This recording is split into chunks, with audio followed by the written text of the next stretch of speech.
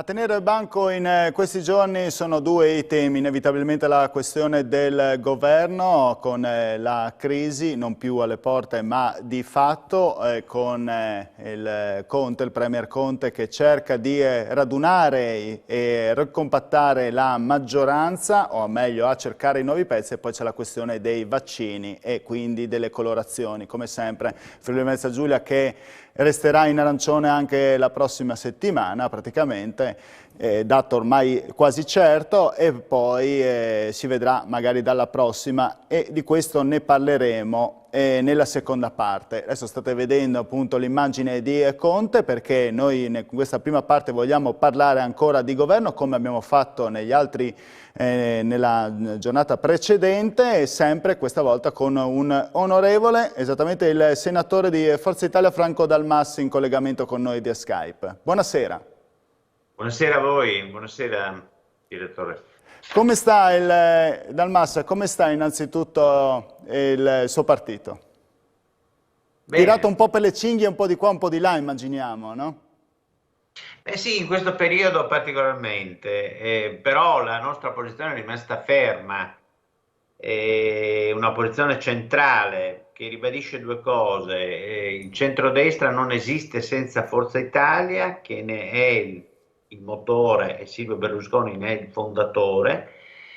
E nello stesso tempo, qualsiasi ipotesi di allargamento della maggioranza che vada in senso europeista e a favore dell'Europa non può che prevedere una centralità e un impegno di Forza Italia, che ovviamente non lascia da parte gli alleati in avventure a sostegno di questo governo semplicemente per il sostegno del governo Conte. A noi interessano gli italiani e diamo il nostro sostegno, come abbiamo fatto praticamente nella giornata di ieri votando lo scostamento di bilancio, il sesto scostamento esattamente per 32 miliardi, quindi il 2021 vedrà uno scostamento di bilancio per circa complessivi 54 miliardi perché 22 erano stati messi da parte nell'ultima legge di stabilità e adesso vedremo quale sarà il contenuto che ancora non conosciamo se non a grandi linee del cosiddetto ristori quinques. Senta, vi faccio vedere intanto la prima pagina di Repubblica di adesso, crisi di governo e leader dell'opposizione al colle, fiducia in Mattarella. Nel frattempo Conte è sempre al lavoro per, come dicevo prima, per cercare di unire e di aumentare quel fatidico 156 senatori. Il Consiglio dei Ministri viene convocato per le ore 22, ecco lo leggiamo, sul tavolo l'ipotesi di cessione della delega ai servizi. Attualmente l'incarico è nelle mani dei Conte, ma il Premier durante il suo intervento alla Camera e al Senato nel giorno della fiducia aveva annunciato che vi avrebbe rinunciato. Insomma, Conte è costretto, diciamo, a mollare alcune cose pur di accontentare qualcuno, verrebbe da dire. Beh sì, ma mi sembra che in parte lo abbia già fatto, poi lo abbia fatto sia rispetto alla modifica della prima bozza del piano nazionale di ripresa e resilienza, della cosiddetta applicazione del Recovery Fund, e rispetto al quale le pressioni del leader di Italia Viva e di Matteo Renzi sono state efficaci. Pur tuttavia, evidentemente, cessione della delega dei servizi, modifica del piano di ripresa e resilienza e quindi del recovery fund che l'Italia deve licenziare, deve portare all'attenzione del Parlamento, sono due cose che si ascrivono sicuramente alla determinazione con cui Renzi ha bloccato, come dire, la tranquilla navigazione di Conte, che poi tranquilla non è, perché al Senato ha una maggioranza numerica, non ha una maggioranza politica, maggioranza assoluta alla Camera, maggioranza relativa al Senato. In queste condizioni il governo formalmente sta in piedi, però non so se riesce a camminare. Senta, ma mi ha parlato, sembra che parli in maniera abbastanza, diciamo, non entusiastica ovviamente, ma diciamo in maniera soddisfatta nei confronti di Renzi. Renzi No. potrebbe far gola a voi che vi posizionate come posizione di centro, diciamo. Lui ha sempre citato no con i sovranisti, voi non lo siete, voi siete europeisti. Quindi uno come Renzi farebbe comodo a voi per la vostra causa? In un'ipotetica legge proporzionale, Io credo che Forza Italia sia aperta all'allargamento del perimetro del centrodestra e di un allargamento che, se ha la regia di Forza Italia, non può che vedere con grande simpatia e attenzione tutto ciò che si muove nel segno dell'europeismo, e l'Europa è quella che ci tiene in piedi, è quella sì, che ci perché dà l'occasione di uscire dalla crisi. mi pare che i temi di Renzi siano molto vicini ai vostri in questo momento rispetto a tutti gli altri. Cioè addirittura i vostri sono vicini a quelli di Renzi più che vicini a quelli della Meloni o a quelli di Salvini. Però il problema di Renzi, siccome poco fa è stata battuta un'agenzia in cui Renzi ribadisce la sua volontà di ridiscutere con la maggioranza a viso aperto se non ci sono pregiudizi nei suoi confronti, però Renzi è anche l'uomo che il giorno in cui ha fatto nascere il governo Conte bis, attraverso questa innaturale maggioranza, ma fondata all'insegna, diciamo, dell'europeismo, all'insegna del non prevalere delle forze sovraniste, e anche quello stesso che, quando si è trattato di porre la questione della sfiducia al ministro Bonafede, reo responsabile di un abominio dal punto di vista del diritto, che è stata la cancellazione della prescrizione, quindi il fine processo mai, questo vale per tutti i cittadini, e anche lo stesso che prima lancia il sasso, ritira la mano e poi quindi ha tolto, non ha votato la sfiducia. Quindi insomma del Renzi un po' lo conosciamo. Deve prendere una sua decisione, insomma. Piuttosto che fare il tira e molla, il tattico deve cominciare a prendere la sua decisione. Noi definire la sua... oggi al Capo dello Stato abbiamo semplicemente detto che un governo in queste condizioni non può continuare. Se vogliamo il Vietnam in Senato, se diversamente Conte cambia passo e incomincia a parlare concretamente di come far uscire il Paese dalla crisi energetica, economica, dalla pandemia prima di tutto, beh, allora in questo caso quindi deve avere la forza e il coraggio di saper parlare al Parlamento. Mentre, guardi, io l'altro giorno ho sentito invece un presidente che parlava più alle nuove reclute che ai problemi del Paese. Sì, non certo. vorrei minimizzare, banalizzare il dibattito, ma insomma un po' così. Certo, e voi non siete tutto tranne che nuove reclute. Non so se quella di Renzi sia una disfida di Barletta o una disfida di Burletta. Sì. Voi non siete il Ciampolillo della situazione, ecco. Non siete la nuova recluta, ecco, della situazione. Senta, no. Senta, allora a questo punto meglio elezioni? Beh, se non c'è un cambio di passo. Il Capo dello Stato è colui che scioglie le Camere. Il Capo dello Stato scioglie le Camere quando ritiene che non ci sia una maggioranza in grado di guidare il Paese, punto. Lo dice chiaramente la Costituzione. Potrebbe sciogliere anche una sola Camera, quella magari dove non c'è la maggioranza, cioè il Senato, e andare avanti con la Camera. Certo. La Costituzione dice anche questo. Senta, le volevo chiedere, voi come gruppo anche regionale di Forza Italia siete compatti? Navigate tutti nella stessa direzione? Avevo letto qualcuno che aveva tentennato senza fare nomi. No, guardi, il voto assolutamente. Il voto sulla fiducia al governo è stato un voto compatto contro la fiducia al governo Conte, per le ragioni che abbiamo espresso 1000 volte. Certo. Così come abbiamo votato a favore per lo scostamento di bilancio, perché i 32 miliardi servono alle imprese, servono agli italiani e servono subito. Senta, meglio... E poi, tra l'altro, certo, non sono soldi, come pensa qualcuno, Movimento 5 Stelle, che lo Stato dà. Sono i debiti che noi stiamo facendo, che ricadono sulle generazioni. Però in questo momento bisogna andare avanti. Abbiamo chiuso delle attività, se non ci sono i ristori, queste attività non hanno come provvedere al loro sostentamento. Questo è un problema con un paese che ha avuto un crollo del PIL di circa il 9%, di circa 9 punti. Sì, bisogna dare soldi alle aziende e bisogna pensare che ripartano le aziende piuttosto che dare magari un cashback o una lotteria degli scontrini. Sì, ma sì, ma è chiaro. Allora, io capisco, all'inizio della pandemia si sono trovati in difficoltà, abbiamo affrontato un'emergenza e quindi alcuni errori erano comprensibili. Non sarebbe stato facile per chiunque affrontare ciò che si è verificato e ciò che si è manifestato. Dal punto di vista dei ristori, noi abbiamo detto subito dall'inizio, da marzo, da febbraio, marzo, abbiamo detto servono 100 miliardi.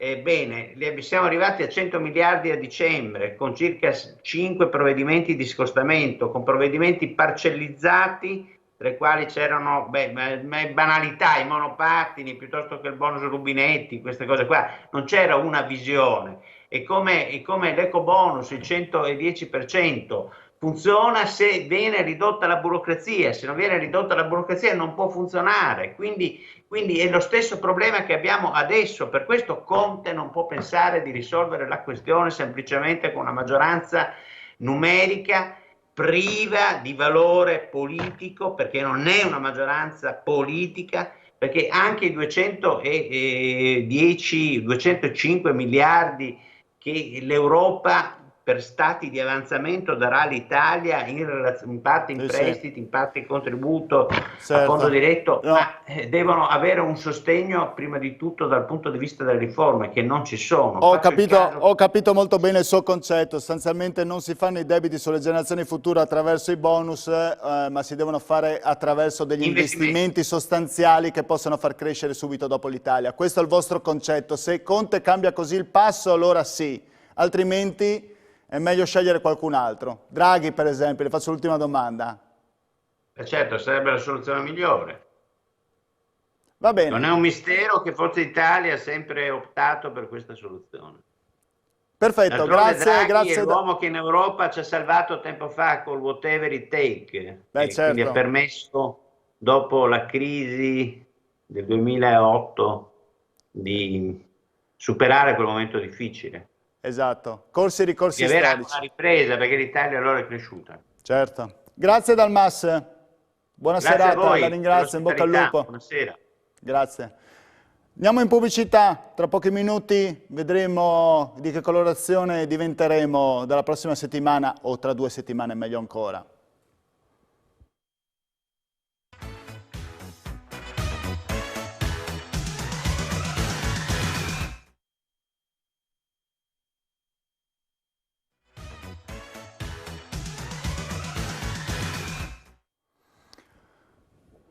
Eccoci nuovamente in diretta con Screenshot, potete scriverci al nostro numero di telefono che vedrete tra poco in sovraimpressione, 345 59 99 748, e questa volta mi sono sbagliato, scusate, dovete metterlo in sovraimpressione perché sennò veramente non mi ricordo. Qualche però curiosone chiede subito immediatamente di che colore diventiamo. E allora lo chiediamo a Clementina Sasso, astrofisica, che ci segue in diretta, una presenza quasi ormai fissa della nostra trasmissione, più che altro il giovedì, prima che arrivi Buonasera. la sentenza da parte dell'Istituto Superiore di Sanità. Buonasera. Allora, purtroppo bisogna restare un'altra settimana in zona arancione, perché Ecco, l'ha prima di detto 2 anche al nostro settimane... telespettatore, al quale ricordo il numero di telefono, scusate, anche agli altri, 345 99 56 897. Ogni tanto qualche lapsus mi arriva in diretta, devo pensare tantissime cose, riesco a pensarne solo una io alla fine, alla volta. Sasso, Quindi, allora, insomma, sì, un'altra settimana in zona arancione e poi probabilmente la situazione può migliorare. può migliorare in base a che dati? Andiamo subito a vedere allora dalla prima tabella, sei d'accordo? Sì. Allora, prima tabella che dovrebbe riportare i dati dei positivi sui 100.000 abitanti, giusto? Esatto, e una media su 7 giorni. Queste tabelle vi fanno vedere anche rispetto ai giorni quando la regione è entrata nelle diverse zone colorate, diciamo. Quindi al momento si è in zona arancione, come si vede sull'estrema destra, però i dati che insomma hanno messo la regione nella zona arancione sono relativi a quasi 2 settimane prima, perché sono i dati che vanno dalla settimana dal 4 al 10 gennaio però l'RT è calcolato addirittura al 30 dicembre. Quindi stiamo parlando di, rispetto appunto al giorno in cui, che è stato il 15 se non sbaglio, in cui si è avuta la notizia, stiamo parlando di circa 15 giorni prima per il calcolo dell'RT. Quindi la curva che vediamo al momento in calo ci fa pensare che tra una decina di giorni, insomma, sia l'RT che il rischio della regione dovrebbero calare, però al momento ci aspetta ancora una risalita perché, come abbiamo visto, c'era una salita anche oltre il 10 gennaio. Questo calo può essere dovuto a quelle zone rosse che si sono create, diciamo, tra il 2 e il 6 gennaio? Potrebbe essere un riflesso di quelle giornate in cui si è passato, diciamo, il Capodanno, il Natale, adesso, dopo si sono create queste zone rosse, a parte una giornata, se non ricordo male. Sì, in realtà è in tutta Italia che il contagio sta scendendo, quindi dovremmo aver smaltito, anche grazie, insomma, all'aiuto delle zone rosse, cioè abbiamo contenuto il contagio delle feste e al momento siamo tornati ad una situazione che non è nemmeno più stazionaria, ma è proprio in calo. Abbiamo un'incidenza in Italia intorno ai 160 contagi, sempre su 100.000 abitanti, però purtroppo il Friuli si attesta sempre tra le regioni con un tasso più alto. Quindi diciamo Questo che non anche c'è... nei decessi, purtroppo. Non c'è, infatti anche quello, non ci ha mai abbandonato quel picco che avevamo già detto quando ci siamo, diciamo, parlati per la prima volta, diciamo, all'inizio di dicembre e già lanciavamo l'allarme che quel picco doveva ancora arrivare. Poi ovviamente è sceso, però comunque rispetto a tutte le altre regioni d'Italia, Sasso, se mi dà conferma, siamo molto più Sì. alti rispetto ad altre, insomma. Ci posizioniamo nei primissimi posti, tristemente, ecco. Sì, è salito e diciamo ha fatto una salita molto lenta ed ora però i segnali della discesa si vedono, quindi insomma se tutto il contagio in Italia, se tutto l'andamento dovesse continuare ad andare giù, andrà giù anche in Friuli come stiamo vedendo. Ecco, quindi questa terza ondata che era prospettata per gennaio, febbraio, se questi dati vengono confermati, c'è questa discesa, potrebbe anche non esserci? Cioè le misure di contenimento potrebbero aver contenuto, diciamo, questa terza ondata? Diciamo che è sempre azzardato parlare di misure di contenimento, no? Perché come abbiamo visto, la curva aveva già iniziato a scendere prima che si entrasse appunto nella zona arancione adesso per il Friuli o addirittura a novembre, quando tutta l'Italia è stata colorata, le curve già scendevano. Però parlando della terza ondata, comunque l'anno scorso, diciamo, il picco l'abbiamo avuto a marzo, cioè il tutto è iniziato tra fine febbraio e inizio marzo. Quindi se dovesse essere come l'anno scorso, potremmo avere ancora un mese stabile, insomma, a questi contagi. Allora andiamo alla seconda tabella, no? Se non sbaglio, quella che riguarda l'RT, giusto per far Sì, vedere esatto. appunto questo RT che oltretutto nel periodo in cui ci hanno messo arancione, se non sbaglio non aveva toccato l'1, lo vedo anche bene appunto da questa immagine, ma forse lo 0,94. Esatto, e infatti di quello mi sono anche io meravigliata, sono andata a vedere il decreto con cui il ministro Speranza, insomma, ha decretato la zona arancione, in realtà lo scenario era uno, però c'era un rischio alto. Basterebbe un rischio moderato per entrare in zona arancione, però ci vorrebbe uno scenario di tipo 2, quindi un RT sopra l'1. Ecco, Evidentemente hanno reputato che quel rischio alto, che probabilmente è dovuto all'occupazione ospedaliera, quello probabilmente ha fatto decretare e andare per la zona arancione. ecco, Infatti l'RT, come vedete, che la linea arancione non ha mai superato l'1. ecco, possiamo far vedere un po' l'immagine, chiedo alla regia di Tommaso Ravo di far vedere l'immagine, appunto quella che diceva la Clementina Sasso, se magari attraverso le colorazioni, visto che siamo abituati di questi Sì. tempi, ci può fare un esempio di quello che accade, ecco. Sì, vediamo l'altro. quello L'altra immagine, quella sempre con l'RT, sì, l'immagine dell'RT, chiediamo, la seconda tabella, quella di prima, eccola lì. esatto. E qui vediamo che facciamo sempre il paragone come l'altra volta tra la linea viola, che è la, diciamo, la velocità con cui cresce la curva dei contagi o diminuisce, quindi a seconda se la vedete andare verso l'alto o riscendere verso il basso, e l'RT. In realtà prendiamo l'RT puntuale, quello arancione, quindi riferito ad un solo giorno. E, quello che si vede è che la linea delle variazioni, quindi quella viola, anticipa l'RT di circa 10 giorni. Quindi se la linea delle variazioni sale, dopo 10 giorni l'RT sale, se la linea scende, dopo 10 giorni l'RT scende. Quindi se andiamo sull'estrema destra del grafico, vediamo che l'RT per il momento è calato e poi è iniziato a risalire. Se guardiamo la linea viola, le nostre previsioni sono che l'RT dovrà ancora continuare a salire un po' e poi dovrebbe ritornare a scendere.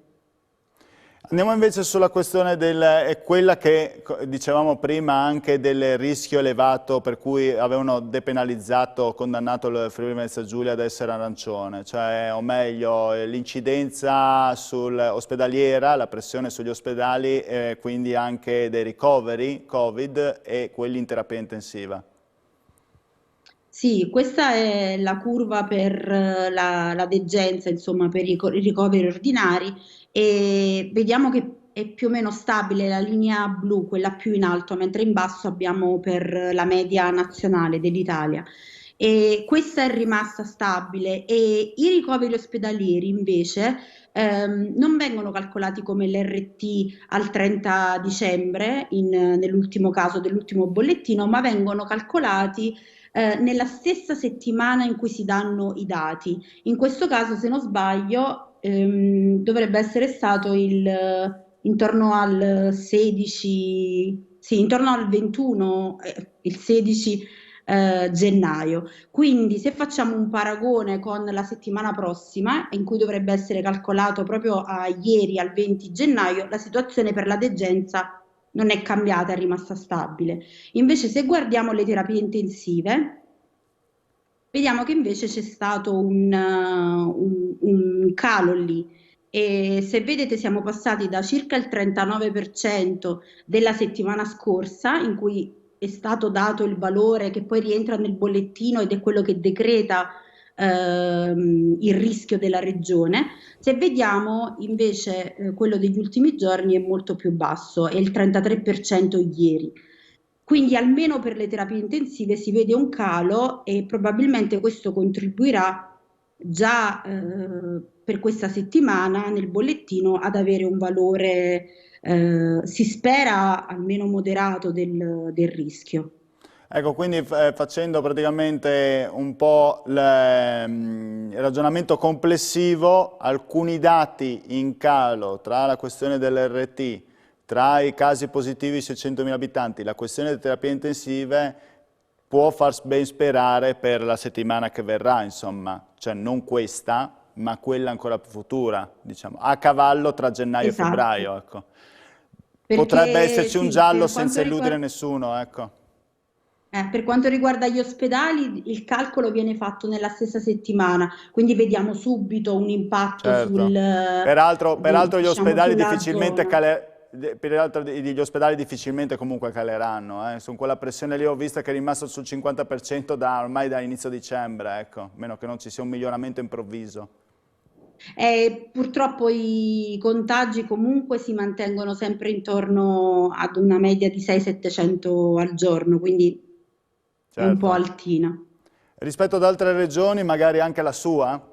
Faccio un esempio, giusto per fare un paragone, un metodo di paragone, visto che La conosce benissimo mia almeno al anche la momento sua realtà. sembra... Ormai si è abituata qua in Friuli Venezia Giulia a essere adottata da noi, però...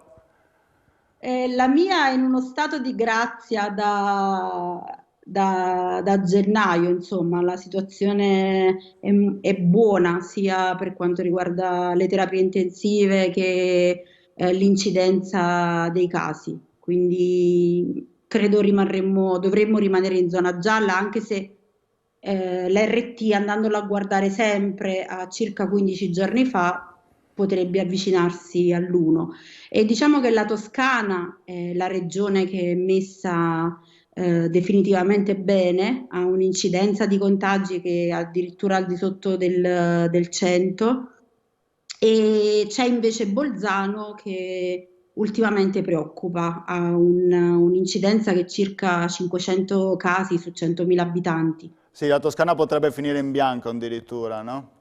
Questa famosa zona Sì. bianca, ma c'è un metodo di paragone magari tra la Campania e la Toscana, magari a livello di misure che sono state prese in contemporanea, magari una misura particolare che è stata presa in Campania che magari ha aiutato maggiormente, diciamo, rispetto, che ne so, al Friuli Venezia Giulia o al Veneto? In realtà sono proprio le due regioni, sia la Campania che la Toscana, che hanno adottato sistemi differenti per quanto riguarda le scuole, ad esempio, ma che alla fine hanno ottenuto lo stesso risultato, perché Ah, la Campania ha tenuto chiuse addirittura elementari e medie e cioè le riapre la settimana prossima, mentre la Toscana è una delle poche regioni in cui sono entrate addirittura le superiori da inizio quindi anno. la scuola Quindi potrebbe non voler dire nulla. dagli studi fatti anche dal team di pillole di ottimismo, appunto, sembra proprio che il contagio scolastico non influisca, e anche l'ultimo report dell'IS ha determinato che influisce del 2% il contagio nelle scuole Cosa sul le chiedo totale. l'ultima domanda, allora, visto che tanti si pongono questo tipo di domanda. Cosa può incidere maggiormente se le scuole incidono per il 2%? Che cosa? Sono i contagi familiari, diciamo il grosso è sempre stato nei contagi familiari, cioè l'attenzione bisogna farla quando, diciamo, quando ci si rilassa di più, perché magari andando a trovare un Certo. familiare o comunque un amico, perché poi in zona gialla è permesso, magari ci si rilassa di più e non si fa più attenzione alle regole di distanziamento, eccetera. Sono sempre stati i contagi nelle famiglie e quelli nelle RSA purtroppo Certo. ad incidere di più. Va bene, io la ringrazio come sempre, Sasso, sempre precisissima come ormai lei solo sa fare. Grazie mille. Grazie a voi. Screenshot, Arrivederci. grazie. Screenshot, torno domani, solita ora, 19:45, vi aspetto.